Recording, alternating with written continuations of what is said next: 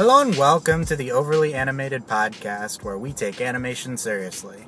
I'm Dylan Hysen, and today I will be taking you solo through a topic, kind of a broad and specific topic, discussing current media in the context of new fandom consumption. I don't know what I'm going to call this in the thing. Basically, I'm talking about the recent situation with the 100 fandom and the episode that aired last Thursday. I'm recording this on the following Tuesday. But it's really not going to be like a specific discussion about that episode. I mean, I watched the show, I'm a big fan of the show, and I'm going to be discussing kind of my reaction to it and stuff like that. But also, it's just more of a discussion in how people reacted to what happened, and what that means, kind of, and what that tells about current consumption of media, specifically television, obviously. Yeah, I guess this is kind of an off-topic. We normally discuss animation here on the Overly Animated Podcast, but I'll probably be discussing. It's like a media topic in general, right? So it's related to. It's kind of generally applicable to shows we cover, movies we cover, but also I'll probably bring up examples of Legend of Korra and Steven Universe when discussing other specific topics about other examples of how the situation that happened on the show applied. This is one of my drive to work podcasts, the third one. I'm driving from work, actually. So the audio quality you'll hear is not up to our normal standards. It's going to get worse in a few minutes when I get onto the highway, although I'm probably going to be sitting in traffic, so maybe not. But yeah, it's probably audible, but I understand that it's not great. It's not supposed to be, I'm aware. So, yeah. So check us out at overlyanimated.com. I have a lot of, pre-discussion things. I mean, I don't know how this is going to go. I was pretty, hesitant to get into this topic. I mean, I had opinions after I saw the episode, and someone asked, you want to do a Dylan Discourse on this topic? And I was like, probably not, because people get mad at me. And I assume you will get mad at me. If you're here if I'm probably going to tag this the 100, if you're here listening from the 100 fandom, you can check us out, overlyanimated.com, but I don't know. I have disclaimers to give, I guess. Yeah, there's a lot of traffic. This is going to be loads of fun. So where do we start? So I'm going to give the general situation. So spoilers for last Thursday's episode of the 100. I also want to say that you can probably listen to this even if you don't watch the 100. I'm going to be talking about a lot of general concepts, which is why I'm going to probably name this not the 100 in the title of this podcast, right? So, yeah, so it's probably a generally applicable podcast. I'll explain the situation. You don't need to have any prior knowledge. Spoilers for all of the 100, if there's a chance you watch the show, you probably know what happens if you're on Tumblr at this point. This is very much like a reaction to, what's happening on Tumblr. So it might be a little, maybe it'll be more interesting if you're, unfamiliar with Tumblr culture. I mean, no one who listens to us is probably, but, it's kind of an examination of in this new age of fandom and how we react to media. So I probably, disclaimer, I probably am not gonna be discussing this in the way that a lot of people would expect. I mean, I'll talk about my relationship to this show, the 100, in a second, but basically, I'm not, super outraged like a lot of people. So let's get that out there. Now, I'm going to be probably criticizing a lot of reactions to this. That being said, I'm going to be defending everything intellectually. Give me a chance to make my points, basically, before you write me off, right? Qualifications. I'll get into my qualifications specifically with 100. Me personally, it's kind of private. I'm male identifying, so I can't truly, discuss this to a satisfactory extent, which I recognize, if that makes sense, right? This is in large part a female, I don't know what the proper name for, it's a general conglomerate of community within the queer community ensemble, right? It's like women loving women community, right? Like that. So like truly I can't be part of because I'm male identifying. Being said, I analyze things a lot regarding the subject, and I'm qualified in a different way to discuss it. No more on that. So I'm a big fan of the 100. It's one of the shows that I actually care about. I watch quite a few shows, but a lot of them are like, oh, you know, like whatever happens on Teen Wolf this week at this point, like, okay, I don't care that much. I'm actually pretty invested in the 100, and I'm pretty invested in Clexa, like, which is the main couple we're going to be discussing here, Clark and Lexa. And at this point, I used to be like a pretty big shipper, but like when I was younger. But at this point, I don't really care about any couples on TV with the exception of a few. And this is one of them. Like there's a few episodes earlier this season that had kind of these explosive Clexa moments at the end of episodes, and it was just I just like had like a actual emotional reaction to what was happening. It's kind of crazy.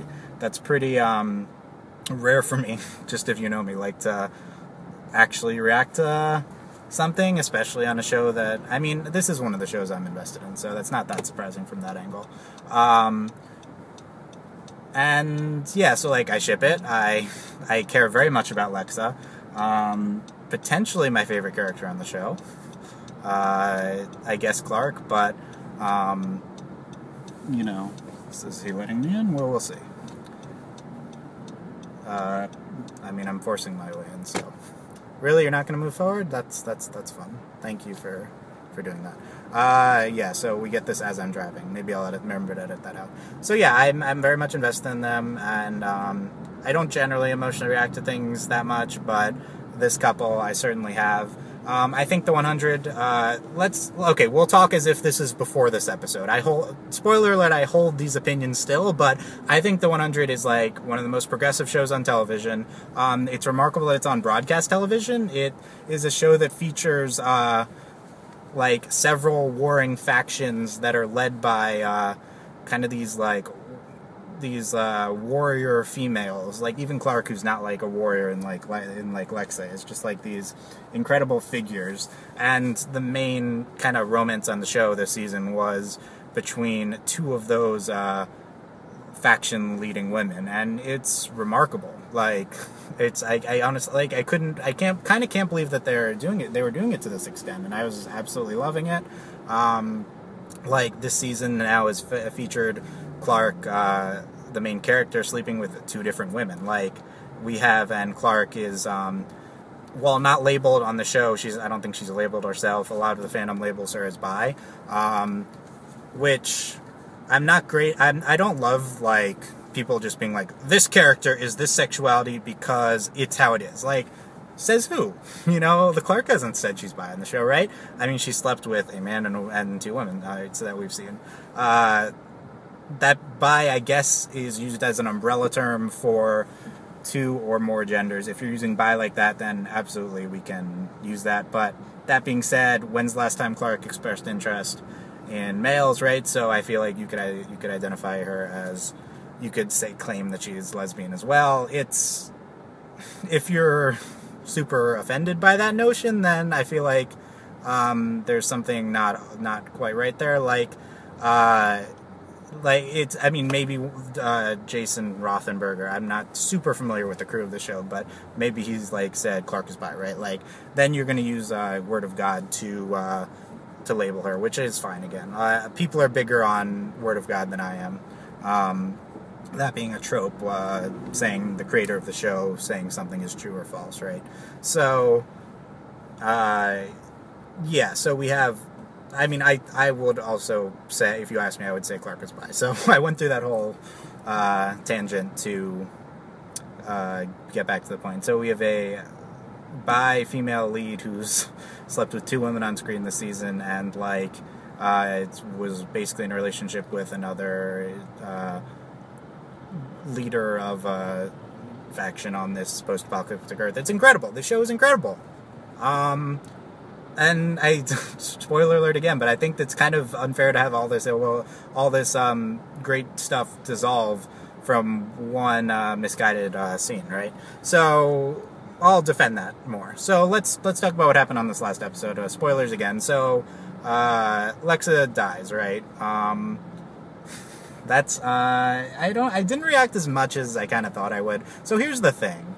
I've been expecting Lexa to die basically every episode this season. I am strongly of the opinion that they were foreshadowing Lexa's death. But, like, not even, like, foreshadowing, also, like, teasing us with Lexa's death. Like, there's the episode when she Game of Thrones style Mountain versus, I forget that character's name, fought, the Ice Queen's son, right? And that whole scene was like, is Lexa gonna die? Is Lexa gonna die? Even last season at the end, it's like, we've just been constantly talking about, like, Lexa's like, as long as I'm alive, the Coalition's here, right? Like, so this has just been a constant thing on the show. It's just been apparent for forever that Lexa's probably gonna die at some point. And it's the weird thing about this episode is, like, they kind of convinced me, like, during the episode that it finally was not gonna happen, just to, like, pull the rug out under, right? So, like, during that, fighting, that, battle, whatever, gladiator combat episode at the end, I was convinced she was gonna die. I mean, I guess I didn't, there's no real reason to think she was this episode, because the plot in which she ultimately did die, like, came out of nowhere, and is kind of random and it's kind of dumb, right? So, I did not expect it at this moment, but I have been expecting it for a while. Another thing that softened the blow was how kind of incredible the rest of the episode was, and how meaningful her death was within the context of the show's mythology, which I've seen a lot of people being derisive about, which is fine, you're entitled. But I just thought this episode was potentially the best of the show. I mean, I do think her death scene was kind of ridiculous, and I'm going to be heavily critical of certain elements of it, but just the I loved the flashback scenes. I loved what they did with her in terms of giving her death meaning, and, like, just tying it to other mythological aspects of the show, the flashbacks, the cause of the world in this state, all the City of Light stuff. Like, I just thought that episode was remarkable. And it also came in a season that I thought was pretty underwhelming to this point. This is an opinion shared by many, everything that happened in Polis this season was great. It was incredible.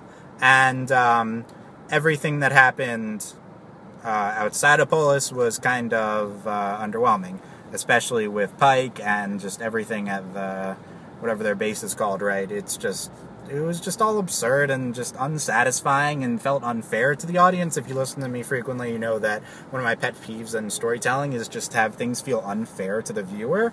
I just think that's one of the cardinal sins you can commit as a storyteller, because it just takes you out of it. Like, that's my least favorite feeling to have when watching something. It's just, like, to feel like it's not like good things have to happen all the time, but bad things should be earned to the extent that good things should be earned. When bad things happen that aren't earned, it just feels awful. So I've really not liked what they've done with Pike and kind of everything outside of... I mean, I'm fine with what they've done with the City of Light this season. I think it's been a little boring, and it finally culminated in an absolutely incredible plot here, but... yeah, I thought the season was pretty underwhelming to this point. I thought this episode was incredible. I think the previous episode that I thought was the best of the show, Bodyguard of Lies, which was the Klexikis episode in season 2, I think that this probably beats it. I don't remember what exactly happened in that episode outside of the kiss scene, right? So, this episode, though, I know, like, 95% of it was, like, incredible. So, it might be the best episode of the show. I don't think I've seen that opinion echoed anywhere, and I would heavily disagree. Okay, so Lexa dies. So Clark and Lexa finally have sex, and finally, and almost commit to a relationship, kind of, right? Like, she's about to say "I love you" or something, and it's an incredibly powerful scene. It's great, of course. It's multiple times, right? And then they do the sex into death trope, right? This is what everyone's talking about. Lexa's whatever father figure, bodyguard / trainee / he's all of those things. That character's kind of interesting. And I do like the concept of him being the one to accidentally do her in because his hatred of Clark gets the better of him. I kind of like that concept. Just the execution. Right, that's the big problem, is the execution is just incredibly misguided. So he's shooting at Clark and then it hits her, and stray bullet, Fridge the lesbian, right? I'm not someone who's watched Buffy, but this apparently happens exactly in Buffy, right? So what's wrong with this scene? Well, again, okay, no. First, I'm talking facts. Here's how people reacted. People were obviously, so there's kind of two reactions here that I kind of want to talk about separately. One is like the outrage at the treatment of this incredible representation that we had on screen. And this type of reaction was focused more on things like, you used this fridging the lesbian, like the sex right after death, like opposite, and like paralleling the Buffy scene, and it's also apparently been paralleled in I don't know what other shows. The other ones that people listed I hadn't seen, and apparently, and people were like kind of like outraged at all that. The outrage kind of manifests in two ways. One, manifesting at the execution. Interesting.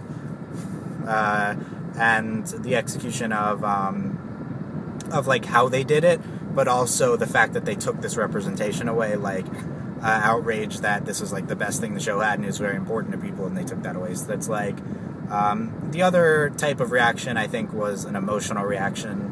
Like Lexa is super important to me, like, and this is me talking like to like what the people I'm seeing react mostly on Tumblr saying. Although honestly, it's translated to comment sections of other websites.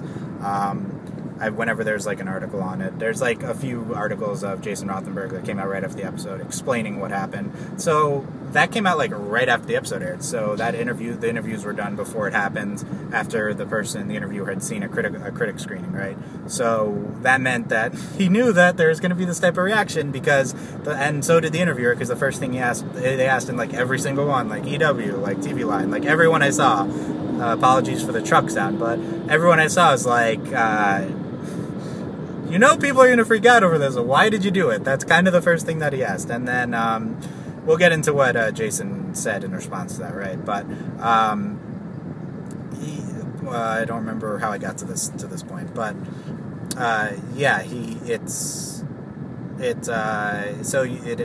people's reactions. Yeah. So it kind of transferred into other sites. If you haven't listened to one of these before, these Dylan discourses, I ramble because I'm literally just talking into my steering wheel. I have no outline. I kind of outlined this in my head to try to make sure I hit on the things I needed to say, but that is why you'll find me rambling. It's just my thought process talking out loud. So, yeah, people just really painfully reacting to Lexa dying, to Clark and Lexa being over. Another type of reaction I saw was like anger, like accusations of queer baiting, just anger at taking this thing that was important away from them. And here's the thing, it hasn't even been a week since it happened. Anything I say is not to say that you shouldn't have reacted emotionally to this. Like, I'm kind of fine with, people are emotionally reacting to a show they're into, right? It's what it is. It's just, I'm not gonna like fault people for feeling emotions based off of a show. My GPS is freaking me out, by the way. Somebody first seen me react to that earlier. Route change 5 minutes early, 15 minutes late, on and over and over. Interesting.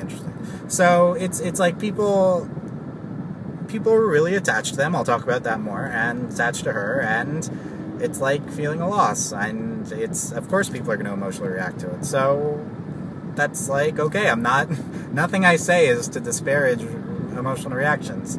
Like, just because someone posts, I hate that Lexa died, why did this show do this to me? Right, like, that doesn't mean that they're condemning the show or that they're making some greater intellectual point. It's just a reaction. I'm not here to disqualify that. So, Let's talk about my reactions. That's what I saw. So there's, again, getting into the factual territory before I started analyzing. My reaction, I didn't, react as much as I thought I would to Lexa dying. To a certain extent, like I said, I'd expected it for a while. I was kind of just, trying to catch, the show, it moved very fast, that scene, obviously. Trying to keep up, what are they doing mythological-wise with what's happening. I was kind of shocked that it did happen, right after they had sex. That was pretty shocking for me. And, I didn't expect the reaction that I would eventually see. I didn't even watch it right after it aired. I think I watched it the following day at some point, and then I looked to see what the reactions were to this. I obviously, before I see the episode, I'd actively avoid any sort of reactions to it on the tags or anything like that. Not that I frequent the 100 tags, and I wouldn't describe myself as a member of the fandom or anything. Not at all. So then I saw this kind of outcry of outpour of criticism and negative stuff, right? And I hadn't necessarily considered it in the context of a cultural previous representation of female-female relationships in American media. And once I saw people making their points about Buffy and stuff like that, it kind of went along with my kind of shock at how they approached it, and I was critical in that regard.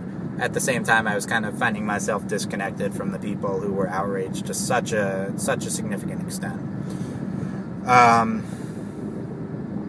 So let's talk first about why this was a bad scene and bad choices were made. I do think people have a reason to be upset, of course. Like I said, the big problem here, or not like I said, but the big problem here is what happened within the context of female-female relationships on American media, right? You compare it to other similar scenes that have happened, not even getting into the killing off the lesbian character, right? Not even that. It's just how they did it, literally, was very, was just similarly, it's they couldn't have known it was that similar, or else they wouldn't have done it. It just seems like such an obviously bad choice to do it in that way. It's what the word I've used to describe it is it's very tone deaf to current American culture, basically. And that's my big criticism. It was just a very tone deaf scene. They didn't anticipate the comparisons to previous shows, and they really should have taken that into account. Other than that, I am very disappointed that my favorite plot element of this show is over. One of my favorite characters is gone. But that's kind of where my reaction ends. I really disconnect from a lot of this outrage and kind of hatred expressed, right? So, like I said, people emotionally reacting to what happened, I'm not here to criticize that. What I potentially am here to criticize is how people go about consuming media in the current fandom age, which is, the title. So let's get into this, right? And I'm going to pause for a second to drink. I don't know if you could hear the weird sound my water bottle is making. We'll see if I remember to edit that out. So, what happened here, people we should boycott the show, we're going to have 20,000 people unfollow the creator on Twitter.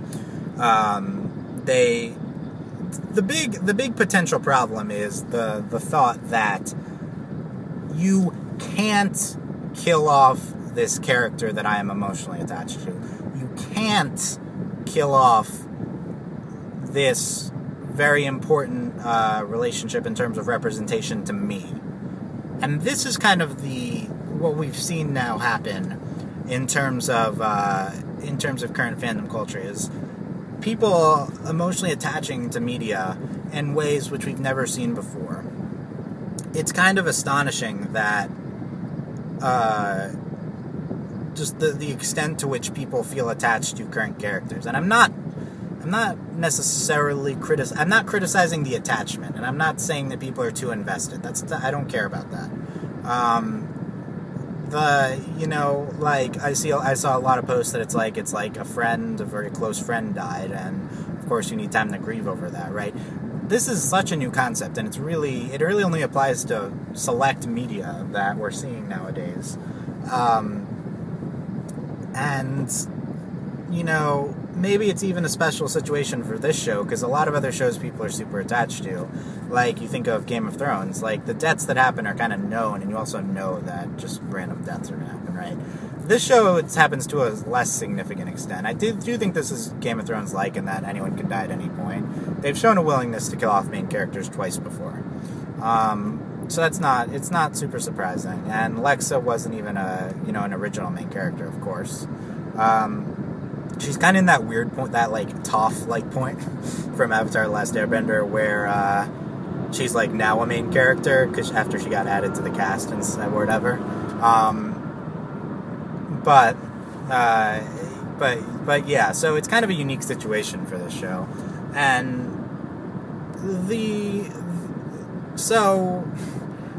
here's something that I believe, and let me state it first and then I'll apply it to the situation. I believe that content creator integrity should be protected and upheld almost no matter what. So what that means is that we really need to protect the ability of people who are making these great creative endeavors in current media to tell the stories they want to tell. I think this kind of applies to a lot of different things. That's why accusations of fan pandering are kind of like harsh accusations to make, right? Like, creators should function kind of within a bubble and tell the stories they want to tell, because if creators can't tell the stories they want to tell them, like, what's the point of anything? I don't want to watch a show where I don't want to watch a show that's American Idol. I don't want to watch a show where fans vote to see what happens next on the show. I want to watch a vision from a storyteller. And we've seen this kind of espoused by, Mike and Brian, probably especially Mike, talking about, and the creators of Avatar and Korra, talking about how, like, the decision to end the show on Korrasami, it's not influenced by fans, it's like what they decided. It's very important to them to have their vision fulfilled. They've talked about this before. And I really do believe this. And on the other hand, I also really do believe that representation is kind of vital in current media to changing our culture. I think that, especially on shows that young people watch, having queer relationships is just so vital to show them that, like, being themselves is okay, and just showing, also, like, teaching tolerance, those types of things. It's just so vital. That's why, like, we support shows like The 100 who have that type of representation, and we're not passionate about shows that have zero representation, because that's kind of one of the big disconnects I've had, is, like, we're really going to boycott this show, potentially the best show on broadcast TV for representation, when there's 90% of shows have no representation. I feel like people are losing sight of who's really the bad guy, right? Like, better to try for representation and fail than to not try at all, for sure. On a broad level, though, because that's not taking into account people's reactions and attachments. And so on one hand, we have content creator integrity, which is vital. On the other hand, we have people in the current fandom media age, got their favorite show or movie kind of being, like, one of the most important things in their life, right? And I'm not saying that derisively, like, that applied to me with Legend of Korra and Avatar. I'm aware of what that feeling is like. I'm a part of this, and it's this strange thing that really wasn't present probably until the internet age, until we can bond with each other over shows. And it's not like it's necessarily like a Tumblr thing. Like, forums existed before that that did this, and or that you know, that people that fostered this types of community surrounding a piece of media. So like, the result though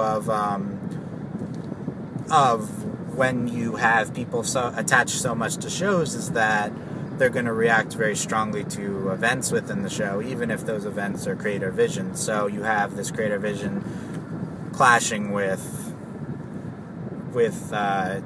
people's attachments. So that's the heart of the conflict here. And I think a lot of people's reaction to what I'm saying is like, this isn't creator vision, this is just Jason Rothenberg, like, this is a plan he had before the season. That's still creator vision. It doesn't need to be from the beginning of the series. Like, you're allowed to approach your story in pieces. Second, a lot of people are saying that this isn't his vision, it's that Lexa's actress, I'm not gonna remember her name, so I'm just gonna say Lexa's actress. She had to leave for fear of The Walking Dead, because she's a regular on that show. Jason Rothenberg has later commented that we had 7 episodes of Lexa, then maybe none at all the rest of the season, spotty on and off, then probably none at all for any point after this for the show. So better to get rid of her on our own terms than to have my storytelling compromised by the whims of actor availability, which I think is the correct approach in general. Given what I've just said, that content creator integrity is vital, the way to protect it is to go out on your own terms, right? For sure. The problem, though, people would be like, okay, you could just not kill her, like, you're punishing me for protecting your integrity. And a lot of people's reactions is like, this character and this couple is more important to me than whatever dumb function on your own show. A lot of people are like, it's more dumb than this dumb regeneration plot you're trying to do. And, like, I understand. I genuinely have attached to characters like this in the past. I understand this notion. The thing is that, like, they're not your characters. And I know that's harsh, and, like, people might get offended by that. Because they're like friends to you, but, like, you need to understand when you get into media and you attach into this level, and it's not necessarily intentional, but it's not up for you to decide. That's why that subverts creator integrity. It's really not up for you to decide, and like, even if something happens which is, like, personally offensive to you, which this kind of the way that this happened, right, is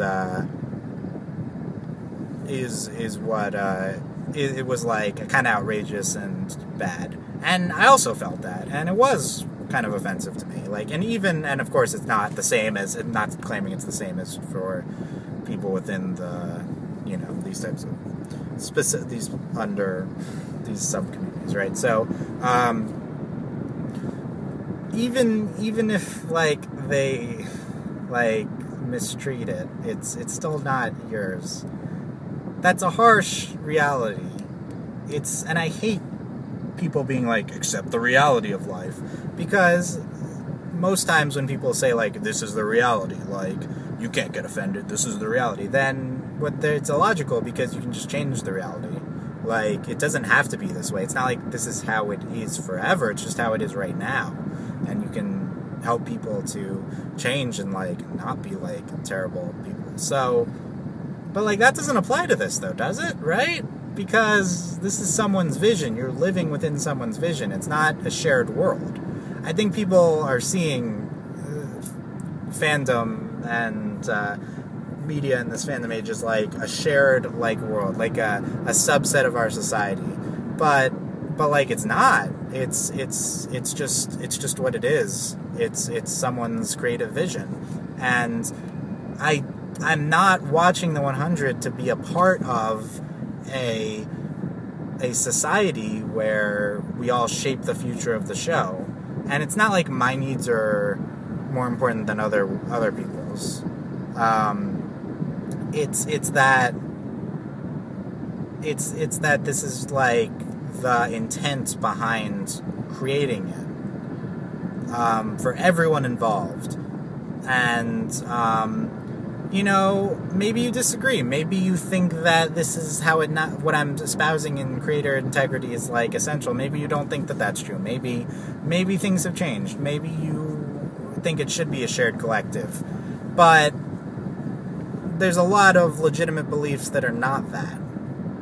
So I'm not saying you can't react to Lexa dying with grief and terrible negative emotions and stuff. I mean, a reaction's a reaction, but to then take the next step and to say that the show is doing something wrong, that it needs to be boycotted, I feel like clearly flies in the face of protecting content creators. I feel like that's just very clear. And you're not thinking about that, right? Because you're prioritizing the importance to you and to people like you and to people kind of like me and extending further and to a lot of people, even people who just care about it in general. And in terms of societal importance, things can take on new meaning beyond how they function within a piece of media. I strongly believe that the effect that Korrasami at the end of Legend of Korra had was more important than the Legend of Korra ever could have been on its own, because it had a social impact, and it had a social impact to so many people who that was very important to them. And that happened, and it also it's whatever was preserved, right? Its intent. So it's it sucks, but if they want to write that episode in a bad way, then it's just how it is. And you can say, I don't like how you did that, let's not do that again, or help people learn, right? Most of the people writing these shows are not do not have this apply to them in the same way, or not these types of people. It can be learning experiences and stuff, but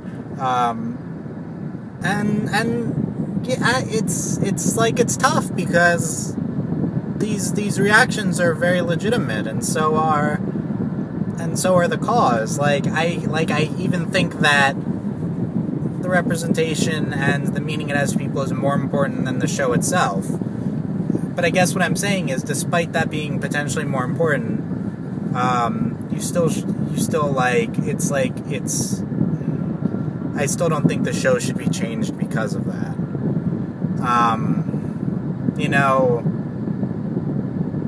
Storytelling has its own meaning, right? And it's it's not instantly trumped by personal importance. Although I do think that it can, in terms of my ranking of subjective importance of things, can sometimes outrank it.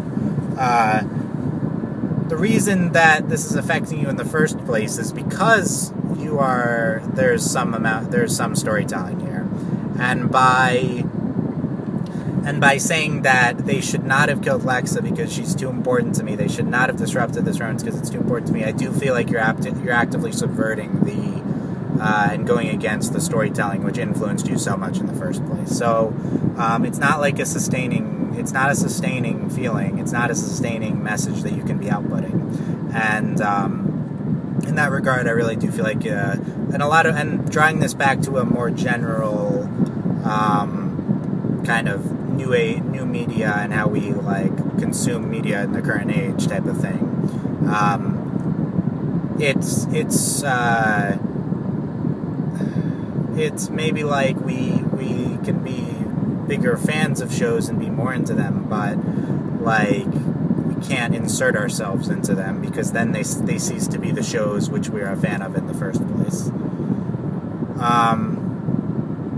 Yeah, I don't have necessarily a more profound way of putting that right now. I don't think the problem is intensity of emotion. I feel like the problem is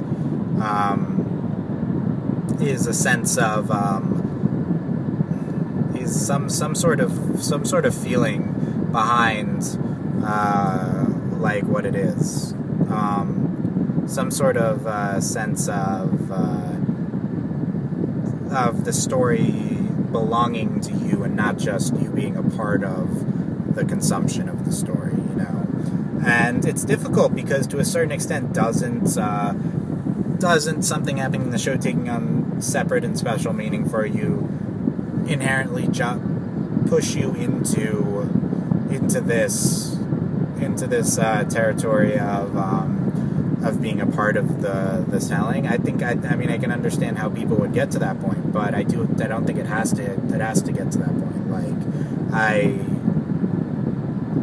I don't think it's necessary to have this inclusion into the storytelling while have that inclusion resulting from personal meaning. I think that they can stay separate, right? So I don't know what the solution is. I do think this is clearly like a fault of our current media consumption for a lot of us, and I don't know like how we solve that. I mean, you see this manifest in a bunch of ways, right? Like you see this. I mean, like I mentioned Teen Wolf earlier. I try to limit my interactions with the fandom of that show, but many a fan of that on Tumblr I see say, Stydia isn't happening, well, I don't want to watch the show anymore, right? So, and my reaction to that is typically, well, then you weren't a fan of the show in the first place, and that feels like that always felt like a little illogical to me, but I guess the more logical way of saying that would be like your personal meaning, and I'm not claiming like that's a male-female relationship, right? People's personal attachment is not the same as the thing people get from Clark and Lexa. So, some people might disagree with what I just said, but, you know, I believe it. So the meaning that they take from that ship and those two characters supersedes the storytelling that they're consuming. So the problem is, what's the difference between these two situations, right? Like, they're pretty similar in the fact that what I wanted to see happen, I wanted to see Clark and Lexa together. I understand that Clark and Lexa have, like, more of a personal meaning behind it than a typical ship. And that's an understatement. Like, you can amplify what I just said to the 10th degree. So, I wanted to see these two together. Now that they're not going to be, I'm not like a fan of this show anymore. You're taking yourself out of the story that's being told. So, like, that's fine. You're allowed to not watch the show anymore, you know. I do think it's kind of actively bad to try to influence the creators of the show, saying, you're not allowed to tell your own story. You have to do what means the most to me. I do think that is flying in the face of creator integrity, right? So it's been a little frustrating to see that reaction. And I just think it's actively bad. Like, feel free to, like, if your meaning for this show was solely wrapped up in Clark and Lexa, and now they're gone and you don't want to consume the story anymore, like, just don't consume the story anymore. Like, that's fine. It's a fine reaction to have. I mean, honestly, my attachment to the show is going to be a lot less now that this was the number one story element to me. That being said, I'm super intrigued by what they're doing with the origin story and the City of Light, and also a certain element of this is Lexa really dead? Because she might have been an artificial intelligence, and if she was, then to a certain extent she will live on in her successor. So there's that element. There's the fact that Lexa in some form will be in a future episode because we saw that in leaks, so who knows how that could just be like a dream sequence or something. So to a certain extent it's like, let's let the story play out, you know. I do feel like people judge very quickly without seeing like a full season or even a full, you could argue that you should have to wait till the show's completion, but they do these season in segments and then see the reaction and then do the season in segments. So, it's like, see where it's going, but even in that, just don't subvert the integrity, because then people aren't going to like make these types of things that we get attached to. Yeah, okay, so let's talk accusations of queerbaiting, right? So this word queerbaiting, this is a word that like doesn't mean anything anymore. I strongly believe that. I think people throw this word out in kind of every situation where they're dissatisfied with representation they see, and that's like not what it means. That's like, it's kind of in the word. It's like baiting queers to watch the show by dangling representation in their face. Like, I don't know how you apply this definition to what we saw on the 100. A lot of people are saying it's queerbaiting because they dangled a happy ending for Clark and Lexa in front of us and then took it away. Like, that's not what this word means. This word doesn't promise a happy ending. It promises representation. I feel like you're degrading the experience that I had watching these two up until this point if you claim that this is not representation, right? Like, this is some of the best representation we've ever seen on broadcast television. I understand that they didn't have a happy ending. That's very important to people, and I'll talk about that in a second. It's just not queerbaiting, you know?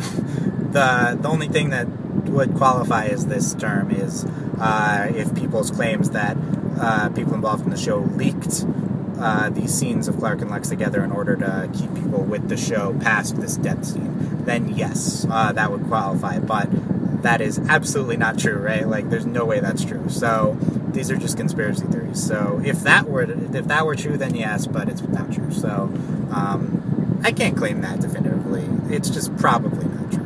You know, I don't know anything, but there's no way that they leaked it intentionally, right? So let's talk about that, because a lot of people's reactions have been, and rightfully so, like, we never get to see two girls have a happy ending on TV or current American media, and I feel like to a certain extent this like reinforces why the ending of Legend of Korra with Korra and Asami was so powerful, because it like actually had a happy ending for two girls, right, in a relationship. So to a certain extent, I think people place too much meaning on endings of shows. Like, ending of show does not equate to the ending. Like, the ending of Legend of Korra was just the beginning of Korra and Asami's relationship, right? So, so it's like, yeah, they ended in a happy place. I mean, it's valid to say that they would eventually break up, right? I mean, the people who say that are dumb, but it's like you can't just say that that's like something that won't happen because they're happy at the end. I don't know. It's like that's just what. It's just an ending point in the story that they're telling, not an ending point for the characters.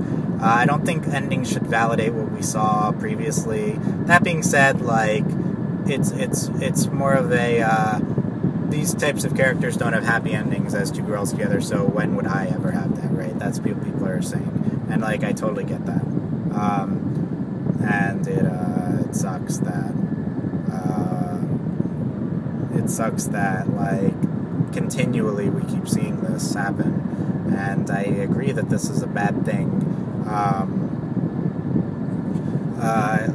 But so, and a lot of people also claim this. Sorry for heavy inconsistent traffic here. And a lot of people, like, it's like a bad ending for Lexa, right? So a lot of people identifying as Lexa, it's to a certain extent, like, prioritizing the ship, like, annoys me even more than the prioritizing of the characters, because, like, Clark's still alive and is still by, you know? Like, I see no reason why Clark won't enter into and the traffic is abated. I don't see no reason why Clark won't enter into another relationship with a girl, right? I think that first girl, did she die? I don't even remember. The Rando from, like, episode 1. I think she's still alive. I don't remember that. But yeah, it's like, the representation on the show is not gone. I think I said this before, but you still have a bi-female lead, right? Like, Clark is still there. It's just that your favorite representation is gone. Assuming you don't look at it from the viewpoint of Lex and I. Like I said, that's legitimate. but, like, you can't just pick and choose, kind of, to a certain extent. It had more meaning to you, and that's perfectly valid, but do recognize that this is not the end of representation on the 100. And it's not meant to be either, right? It's not just that it might not be, it's that it's not meant to be. Like, there's no way these writers don't eventually have Clark with another girl. There's zero way. They'll probably introduce more female gay characters. They seem to really care about this.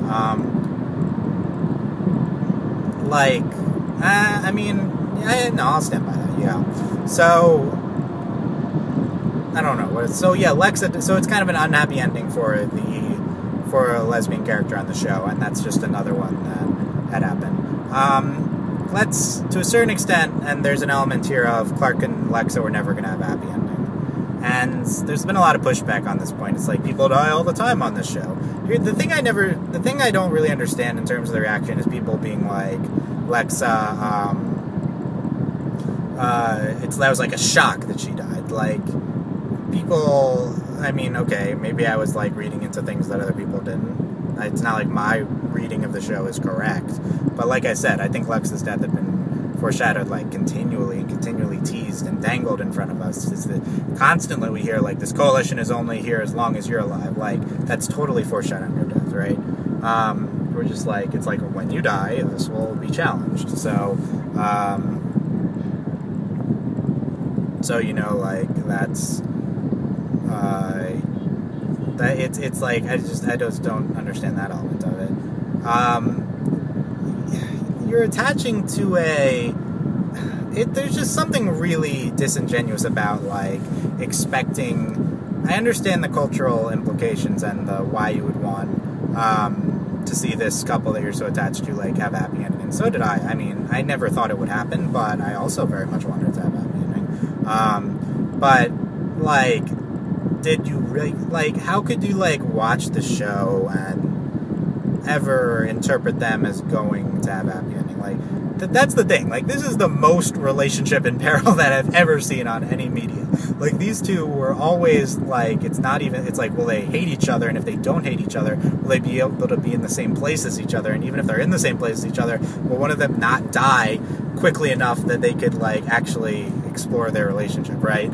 And it's just the most. There was never a point where it seemed like these two were going to be happy, which, like, sucks. The show very much sucks in terms of bad things happening.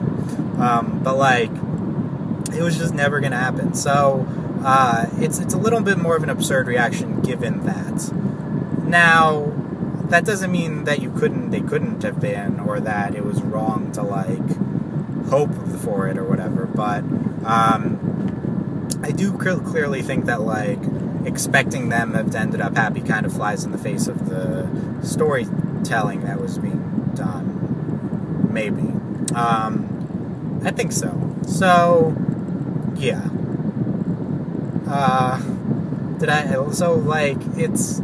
It's like, yes, I understand why you're upset, and, like, yes, like, the show did wrong, but it's not necessarily, trying to summarize, I guess, here, it's not incumbent upon you to declare the show, to, like, try to fix the storytelling. I do think that we should try to, like, say, like, here's what was done wrong and here's why, and I do think it's Jason Rothenberg's responsibility to try to improve his representation within his content, right? Like, you should understand that you shouldn't, like, fridge the gay character in this way, and you shouldn't abide by this trope, because other than the fact that I just don't think it was good storytelling. Like, I think that it just happened too fast and was too random and was kind of unsatisfying for Lexa's character. A brief aside, like, a lot of people, like, say it was so unfair to her character, and I think that that's true, but I think this death also had a lot of meaning, it being by her assistant guy, or her father figure, whatever, I don't remember his name, guy, and, like, the way it was done, it's just being random. My reaction was kind of like, I was kind of happy that Lexa didn't die on the battlefield, because I couldn't have imagined a way in which that would have been, like, realistic. Like, she's the ultimate, like, warrior, right? So how is she gonna die fighting? So it kind of has to be unfair in order to finally get to her, because she's so capable and strong, right? And I think that's kind of valid. Again, the circumstances are the problem, so I think that's kind of a valid reaction, being upset at how unfair it was. To the same extent, I don't think it disqualifies the storytelling. It doesn't disqualify the storytelling's claim of the importance of her character just because she died in an unfair way. I don't think those correlate. So, whatever I was saying when I tangented into that. So, you have, I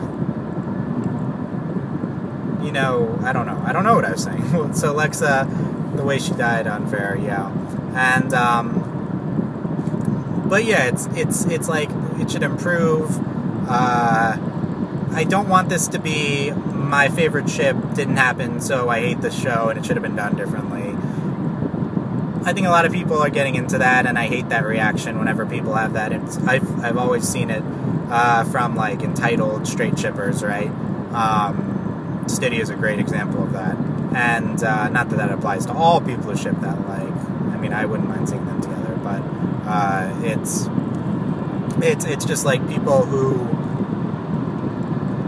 like are like taking an element of the show and having it supersede the show in general, and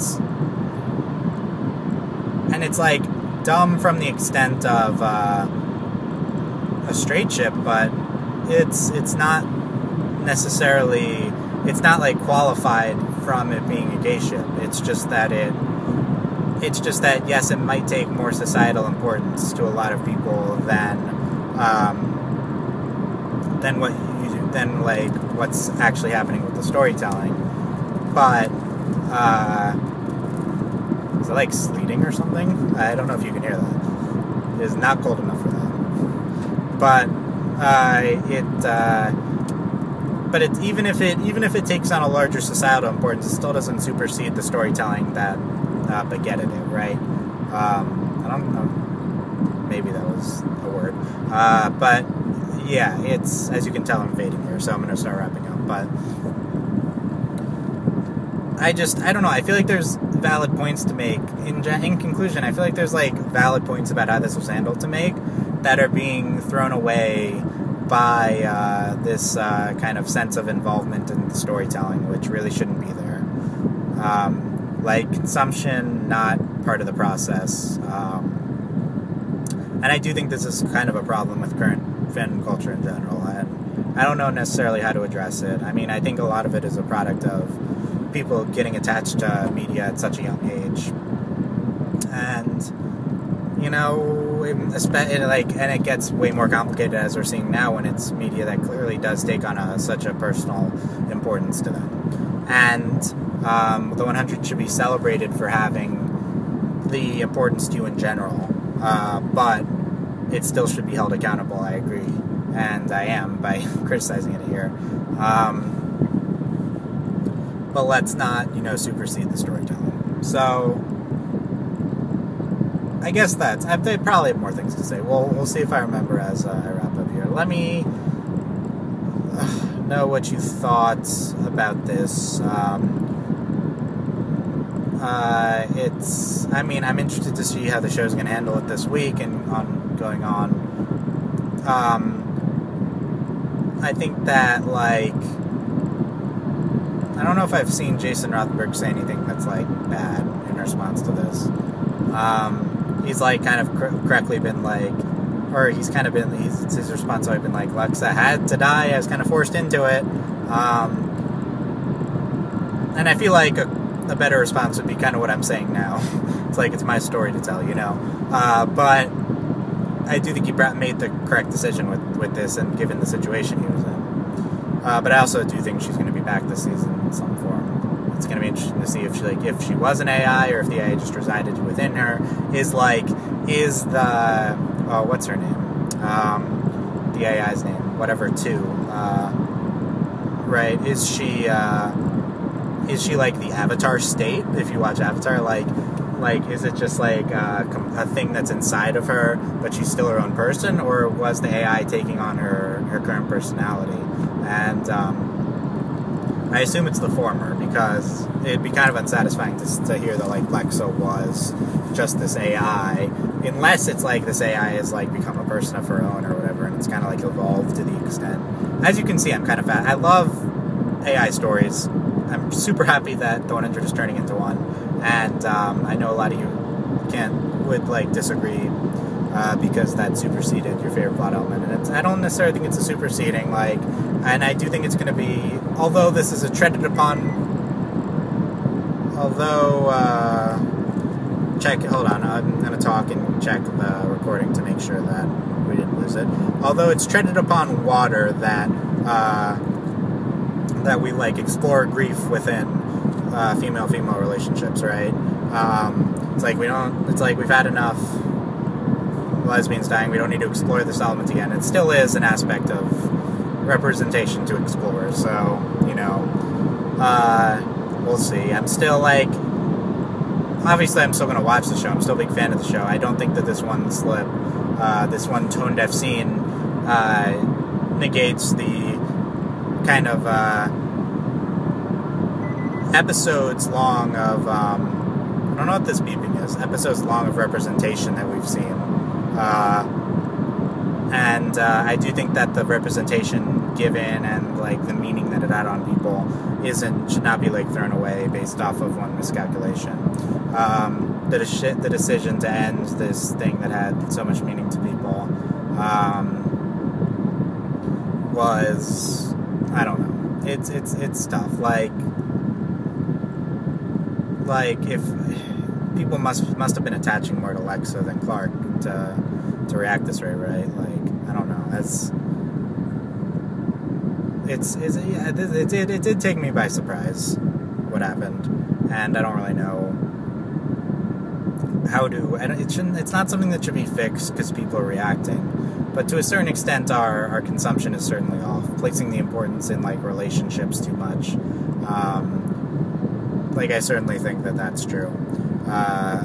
But this is more complicated because it takes on because there's, like, placing importance in an aspect that is a larger societal importance, and, like, it's like, for the relationships thing, you can just say, stop shipping so much, right? And it's like, you kids, stop shipping and stop, like, caring so much about your ships. And I don't think that's, like, offensive to say. I mean, I honestly talked myself into throughout this podcast, having more sympathy for people who attach too much to ships, because it's, like, similar to this representation in an extent that it's something that takes on personal meaning for them beyond the storytelling. And, like, I understand it with regards to the gay ships, which have larger societal importance, and I don't necessarily understand it for the straight ships that don't, but I can see the common thread, you know. So, you know, I don't know. What are the answers? Let me know what you think and how this should be approached. I mean, it's not like we can fix it, you know, it's just that it's, like, a reality, and it's like, how do we adapt the culture? I mean, to a certain extent, a lot of this is just me being someone who's not very emotional, kind of like a logical, calculating person, like, exploring people emotionally reacting to things, and I've tried to be to detach and, like, be sympathetic from, like, the inclination that I have to be, like, stop being so emotional, you know, because I understand people are different from me. So yeah, I don't know, let me know what you think. Send me ass on Tumblr. I'm dylanova.tumblr.com. You can comment on the article in which this is posted on Overly Animated Podcast, overlyanimated.com. You can comment on YouTube if you're watching there. I would ask that you be civil in responses to me. I apologize if I, honestly, at this point, like, since I've been rambling in the car for an hour, I don't remember what I said, so try to, like, quote me and then, like, say your reaction to it.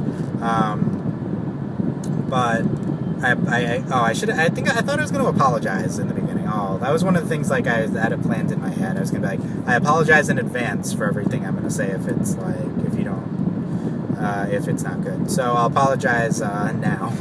I apologize if I said anything that was not, was offensive or was not well articulated, or even if my ideas are off base. That's also possible. I'm not infallible. So I honestly didn't. My intent is not to ruffle feathers with this. My intent is to survivor joke. My intent is to like, you know, it's just to encourage a higher level of, not a higher level, it's a different level of like consumption of media that we're seeing than what we have now. So yeah, thanks for listening. Let me know what you thought. I think this is an interesting topic, and I think we're going to get into it again when something else comes up, like revolving this. I mean, you see it all the time with how people react to shipping. But I really do think this is more of like a current thing, people's attachments to things, and their attachments superseding the storytelling that they're watching, and it's interesting. It's interesting from as like a media critic perspective. Overlyanimated.com. You can support us on patreon.com/overlyanimated. Thanks to our current patrons, Shayna, Mitch, Cordell, Beatrice, Nate, Andy, Jamie, and Rachel. I think that was it. A.K.A. Hey Nuffy, Mitch Gordon University, Beatrix Exchange, Buzz Lightyear, Mailman, and Rachel Rose. I don't know if I got them all. Next podcast, Friday, hopefully we will have up the first of our Steven Universe roundtables. Look out for that on Friday. It's going to be a few of us discussing a specific Steven Universe topic. I didn't actually get into Steven Universe at all. I mentioned Korra a few times, but whatever. And yeah, that's it. Hopefully the recording goes through. This got broken into 2 parts. And thanks I apologize for the parts where I was like, I should edit this out, and then I didn't edit it out because I doubt I'm going to be able to find them. But yeah, thanks guys, and I'll see you next time. Bye!